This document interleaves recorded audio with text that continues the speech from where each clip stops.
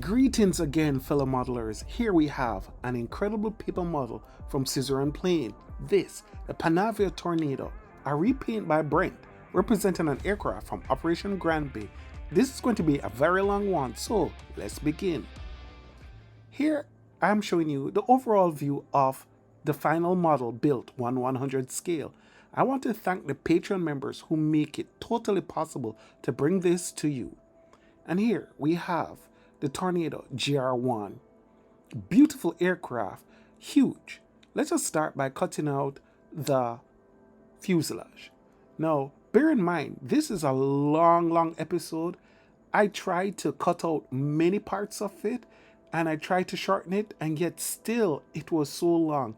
You can let me know in the comments if you don't mind videos being 35-40 minutes, because this one I decided to break down into two because there's so many tips involved for you to build your incredible model.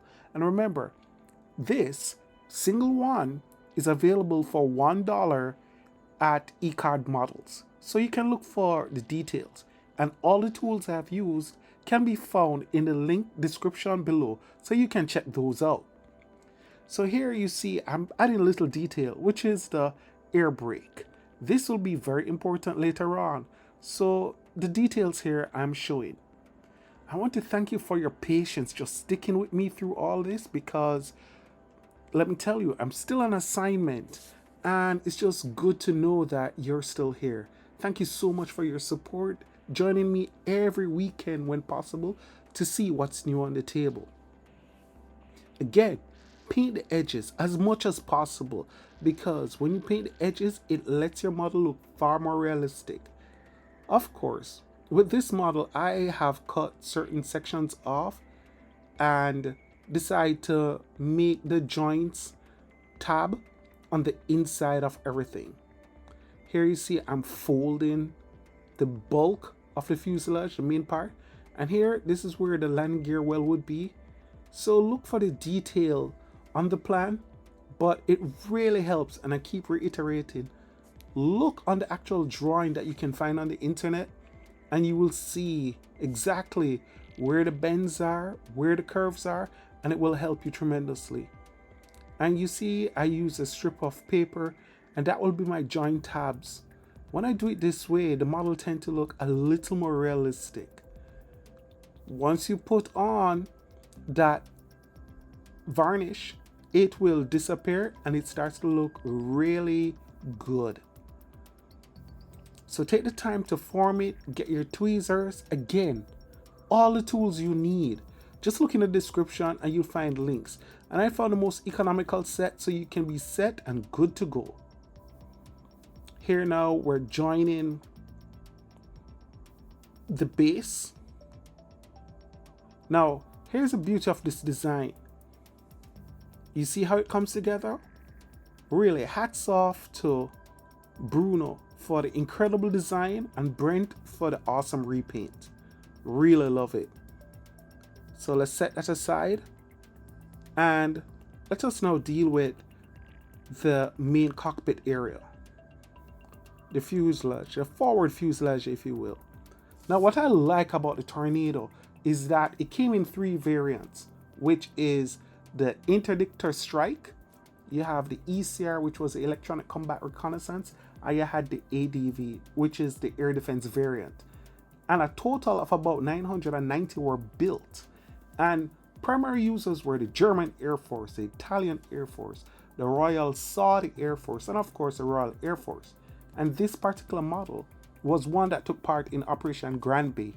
Little fun fact, it was the only non-American developed aircraft currently approved to carry the US nuclear weapon under the NATO nuclear planning group. So that was a big deal. Here you see I'm now rounding the front, so you'll discover that the Tornado had compound curve. At the front, it was, how you put it, the profile of the fuselage was circular. And you see I'm using the cake decorating tool to form those curves. Really important. But as you leave the fuselage tip where you have the radar and all in the radome at the front and you go towards the main cockpit, it then becomes a little more square. Here you see I'm joining it. Look at that beauty. So main things, my mantra: paint edges, invest in some great tweezers, and also get the cake decorating tool. You see I'm using it here again. It's really worth it. So now we're preparing for the radome, which is the radar cover. Now you see I'm putting these small cuts in the tip. I use that fine point of the cake decorating tool, that fine ball, to sort of give it a slight round, because it wasn't straight as an arrow like for the F105. Here I'm putting the joining tab. And now when we get it proper, we just clip it. And we're putting several small cuts. This will aid in giving that compound curve a more even look. Once it dries, then you can go in with your cake decorating tool and just round both sides. We're putting a joiner tab on the inside. And look how it becomes now more complete. I just love how this came together so well. Again, before you attach the radome, make sure you paint the edge of that tip so that you would be good. And check the alignment. Be very careful with the alignment and make sure they match. And there you have it. And now we're going to put in a thick enough joiner tab on the inside, and we just lock it in place. Because remember, this part here now is pretty much more or less square. We're putting in some cuts, and then we're going to join it to the main fuselage section. We take our time and we check the alignment according to the panel lines and the guidelines for the fuselage up front. Look at that. Beautiful. Now, when we get to the rear, you notice it is really literally a box. So that's why I did not do any compound curve, but I cut along the box. Now, for the air brake, pay careful attention what I'm doing here. We lock everything in place. We fold, air brakes included. Now, we have to be very careful when we do this part. You don't have to do it. I just thought a little modification to this paper model will sort of bring it a little more alive. So that's why I added the air brake. Let's put our joiner tab. Join the model. Lock it together. And once we do this, we just use our tweezer, the flat part, and we just make sure lock it down. We check the square, put on our glue to the joiner tab, lock it in place, and just like that, look at that beauty. Now, let us just put in the internal area for the air brake. Again, this is just a little addition, not part of the design from the original person. I just thought, you know what, let us just make it pop a little. So I did just this slight modification, as well as added the cockpit. And that's what caused this video to run beyond the typical time. I like my videos to be like 10, 15, 16 minutes, not too long, so that you can follow along and do your build. But this one really got away from me. Too much details for me to just quickly brush over and not leave the chance for you to see what I'm doing. So now that we have done that, we are now doing our jet tailpipe, the exhaust. You see how it's rounded, it's joined. Pretty much this is straightforward. I love the ingenuity of it. We roll, and then we join, and then we lock in place. Beautiful.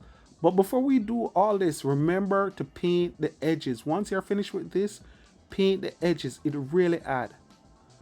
Now we're going to put glue onto the tailpipe, the tip of it.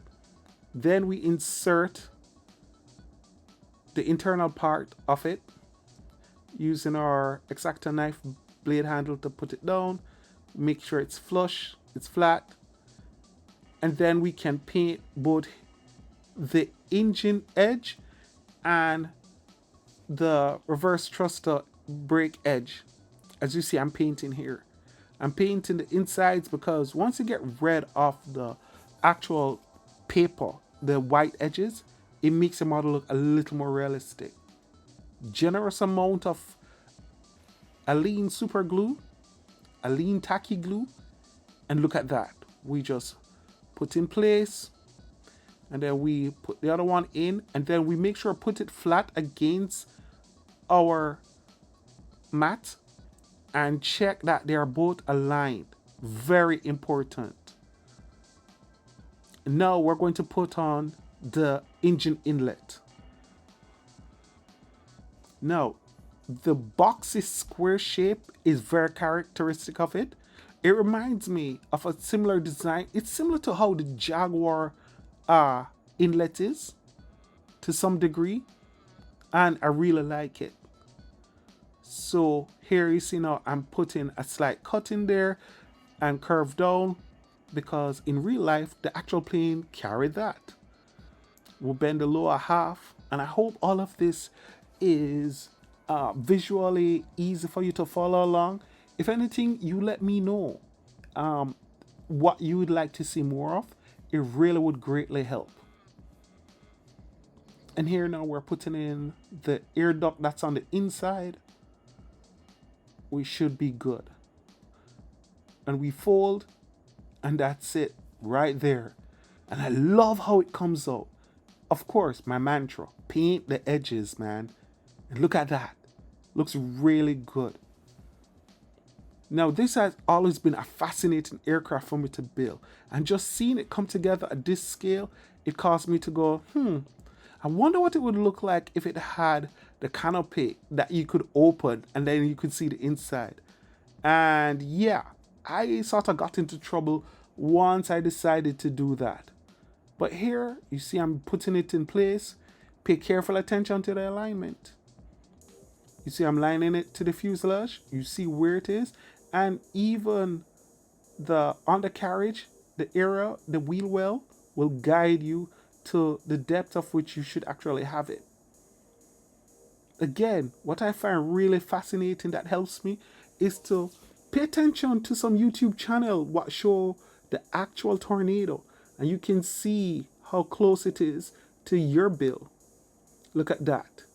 Coming together really, really good. And I'm so happy with it. So let's just put in the stabilizer. And this is the beauty about building this craft. Shout out to Bruno for the design. When I did it, I went, wait, hold on. So the tail actually carries a double crank. It's not just a leading edge, straight leading edge for the stabilizer. It actually carries a crank. And I thought, that's so interesting. And I only discovered it because I did that. Let me show you a little trick. You see when you have both sides like that, you can use a toothpick, roll it along the leading edge, and it will form perfectly. Here now I'm making a hole to put my toothpick in. Nice. So you have something level and structurally sound so that you can put your stabilizer on. Again, paint the edges, put a generous amount of tacky glue, and then lock into position. Beautiful. Look at that. Love how this came together. Really excited about it. And now let's put on the hydraulics that holds up the air brake. It's just shaved down toothpick that I just glue both ends and just slide into place, and then eventually I painted it white. And there you have it. So let's get on with some of the finer details. Now, putting the spine or the back onto our tornado takes great care. And how we achieve this is by putting a guide rail. So we cut a strip, we put the guide rail on either side, just inside the line. Okay? So that when we do our spine that carries the avionics and everything to the big tail, it will be perfectly and structurally sound and symmetrical. So now we're cutting out the tail. And just like we've always done, we're not going to build a flat tail. We're going to add a little curve to it. Bring it alive. Just like that. What I love about these paper models is that if built right and the time spent and a lot of practice, these sometimes will outshine plastic kits. And the fact that you can get so many varieties from the designer, and that's why I love supporting them and buying their designs at eCard Models, is because you can see so many unique models that may not be available in plastic. Here again, another little detail, and that is the vent area that's at the base of the big fin. These low-level interdiction aircraft, I was told that they are rock solid. You can back it up. If you know any Tornado pilots, you can show them this and tell them, shout out, hats off to them. It's really a great looking model. And it sounds like it was a fabulous jet. Although during the first Gulf War, I knew that they had the hardest task, which was to interdict the runway to prevent aircraft from taking off. And so they carried their anti-runway bomb, and because of the intense flak and stuff, they initially lost a few. So yeah, that's it. That's a little bit of the history I know of them also, but they were really solid aircraft. Now watch this. I decided to go a little bit extra now that we're going to put the spine and we're going to build it out and attach it to the tail. Now the canopy area, we're going to spend time with this. That area that I cut out, we're going to curve them. Okay? Now this part here, what I'm curving in my hand, that's what will hold the canopy frame. So we're going to double it. And the reason being, it will serve both as a joint tab for the panel behind it, but at the front, it will hold the base of the canopy frame as we leave it in the up position. So here we clip around that. There we go. Now we can join it there. Nice. And now we test fit the tail. It looks good. Great. So now we can just put glue and straightforward, just put a little join tab and we can put the tail on. Just like that. Look at that. Beautiful. Great. Now, generous amount of glue on the spine itself. Well, after we put in the structural member, this is to make sure that the tail don't go flat. So we put this in to make it a bit strong. But on top of that, what I did was to create a small hole, and into this I put a toothpick. So that will reinforce it. Just cut that little excess off, and then we can slide the tail. That toothpick will make sure that the model tail will always be upright. A slight compound curve is on the spine close to where the cockpit back is. Generous glue, and we put in place and slowly lock. And so no matter how much now we're tightening up either side, we are assured that it won't push in because of the framework that we put on the main fuselage. Paint the edges as always, and look how good that's looking. And put this little lift body that's on the fin. Make a little hole to where the location is and put in a strip of toothpick. Cut as necessary, and then just put those on. It's so funny that as I'm building the model, I go, wait, hold on. Does it have those small fins? You look on the drawing, you look at the three views, and they go, oh yeah, They do have it. But look at that. Beautiful. And then we paint the edges of everything. As we go, we get into the practice of doing that, and you'll see our model become more and more realistic. Here now, this is the underside that we will put, that will now, I think is outlets at the base of the engine. There we go. Nice.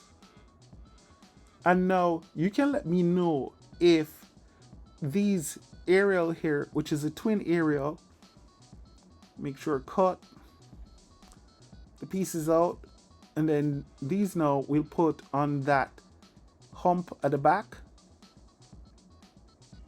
Here we go, just to focus. Put the other one. We're good. Now this here, you can let me know, because at first I thought, is this a lantern pod or something? No, it can't be. Then you can let me know if it's a laser designated pod. But this here, we are going to roll, and let's zoom in just a little bit. There you go. We form it. We're going to put a generous amount of glue on the inside, and the reason being, it's going to help us when we use our tweezer to put in place and to try help it hold its shape. And there we go. Looking nice. Now we're going to do the cockpit. Now this modification is not asked for, but it really does add to the model. So brand new blade we take out and making a sharp cut in it. The paper I'm using, the paper I printed on, is 120-gram sheet. Again, a link is in there that you can find and order. But that's what I print these 100 scale models on. We take this part out, and there we have the cockpit area. Now, little modification, we're going to use it to then make a mark, and we're going to set that up as the base at the back of the cockpit. Lock that in place. And then we're going to do cockpit walls. So remember, this part here now is just scratch build, but it will add. And I think the video now has gone a little over. By the way, if you're wondering why I didn't push that all the way down, that little railing will serve as a guide as you look at the actual aircraft. That's what will hold the canopy in place when locked. Here I'm using a cockpit that was available in the P51 from long ago. We just, like I said, it's like scratch building a canopy and cockpit that don't exist for this model, but I'm showing you that it can be done. That little space there is what I look on the drawing. Again, all these views that are available on the internet, and I just put it in place. And pretty much that's where we're going to stop, because this video has gone on quite a bit. Look out for part 2 next time around, and how we complete the swing wing, the details of the cockpit, the radar navigator's console, and much more. Stay tuned. Thanks so much to my Patreon sponsors for making this possible, and to you, my valued listeners and viewers. Well, until then, be careful, be gentle with yourself, walk good, and as always, one love.